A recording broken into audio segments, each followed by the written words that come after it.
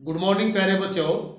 देशभक्ति और राष्ट्रीय एकता की श्रृंखला में आज हम चर्चा करेंगे हमारा राष्ट्रीय गान और हमारा राष्ट्रीय चिन्ह।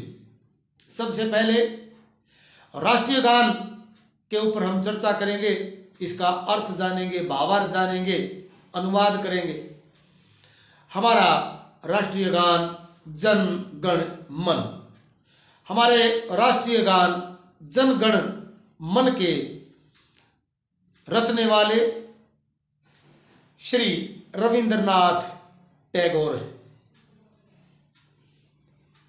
हमारा राष्ट्रीय गान जन गण मन उनकी पंच छंद कविता भारत भाग्य विधाता में से या डिस्पेंसर ऑफ इंडियाज डेस्टिनी में पहले श्लोक से लिया गया है। सबसे पहले हमारा राष्ट्रीय गान सन 1911 में कांग्रेस के अधिवेशन में गाया गया और इसे 24 जनवरी 1950 को हमारे राष्ट्रीय गान को विधिवत रूप से इसको संविधान के द्वारा मान्यता प्राप्त हुई।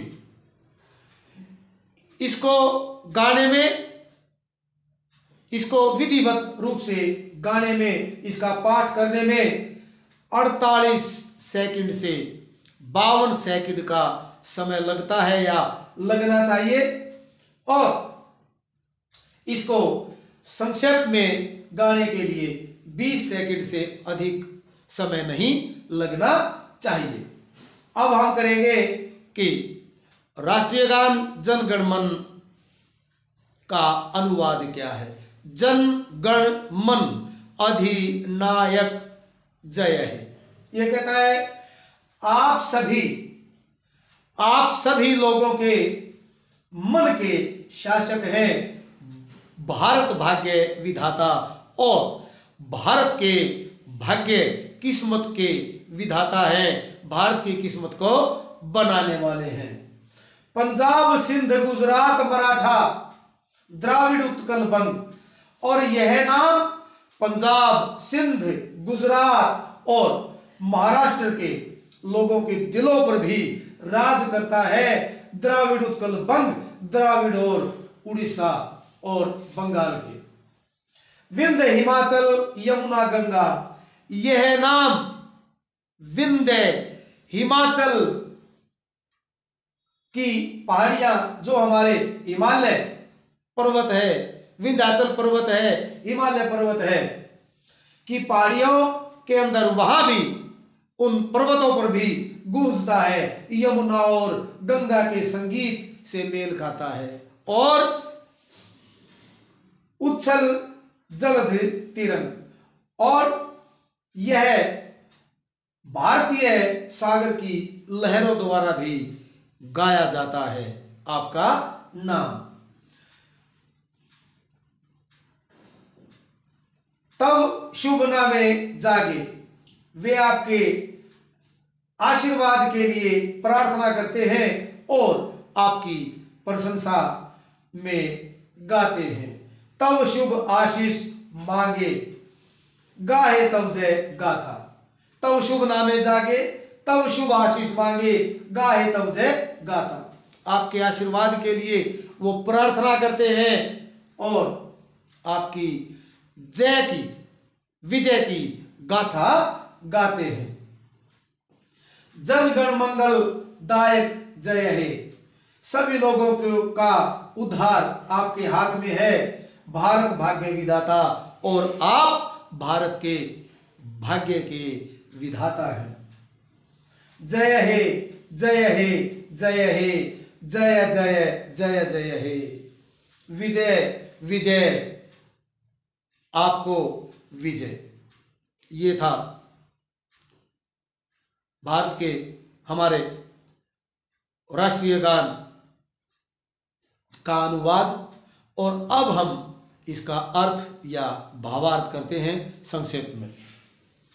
भावार्थ है, हे ईश्वर, तू असंख्य लोगों के मन का स्वामी है और भारत के भाग्य को बनाने वाला है, अर्थात भारत के भाग्य का विधाता है। हमारे प्रांतों में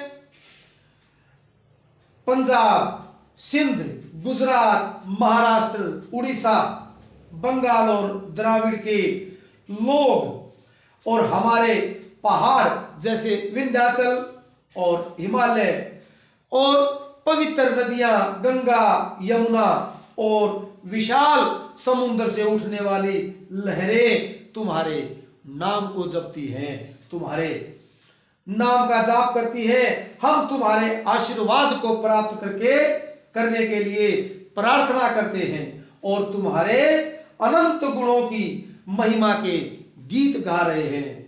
तू, हे ईश्वर, तू सब लोगों को सुख देने वाला है, तुम्हारी सदा ही जय हो। तू भारत का भाग्य बनाने वाला है, हम सदा ही तुम्हारे गुण गाते हैं। ये था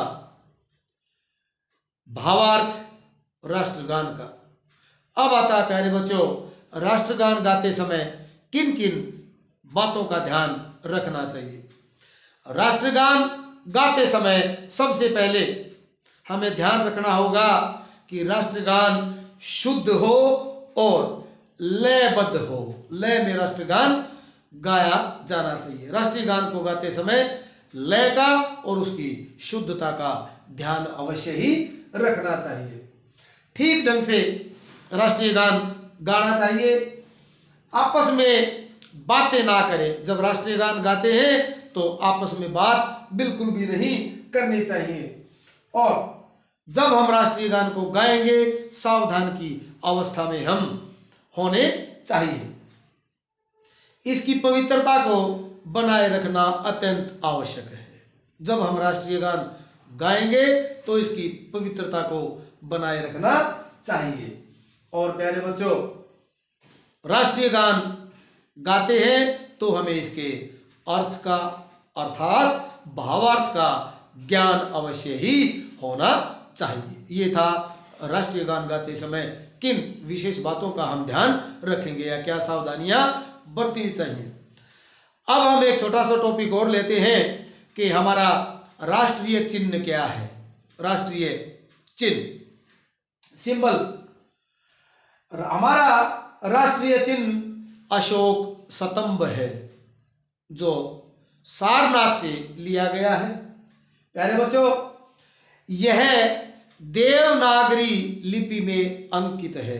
देवनागरी लिपि में लिखा गया है और इसका अर्थ है सत्यमेव जयते, अर्थात सत्य की हमेशा जीत हो या सदा ही सत्य की विजय हो। 26 जनवरी 1950 को अशोक स्तंभ को भारत के राष्ट्रीय चिन्ह के रूप में आधिकारिक रूप से स्वीकारा गया। 26 जनवरी 1950 को विधिवत रूप से इसको आधिकारिक रूप से इसको राष्ट्रीय चिन्ह के रूप में स्वीकारा गया, अर्थात इसको मान्यता दे दी गई। मैं आपको बताऊं कि सत्यमेव जयते मुंडका उपनिषद, जो पवित्र हिंदू वेद का एक भाग है, वहां से लिया है। अशोक स्तंभ के शिखर पर, अशोक स्तंभ के शिखर पर 4 शेर खड़े हुए हैं और वो एक स्तंभ के साथ, इसका पिछला हिस्सा स्तंभ के साथ जुड़ा हुआ है और इसकी संरचना के सामने एक धर्म चक्र है, एक सर्कल है या एक पहिया है और जिसके हर तरफ एक घोड़ा तथा बैल अंकित है। घोड़ा तथा बैल छपा हुआ है। घोड़ा वीरता और उमंग का प्रतीक है तथा बैल साहस और परिश्रम को दर्शाता है। अर्थात साहस और परिश्रम को चिन्हित करता है।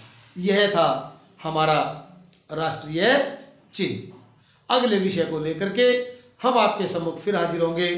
तब तक के लिए धन्यवाद।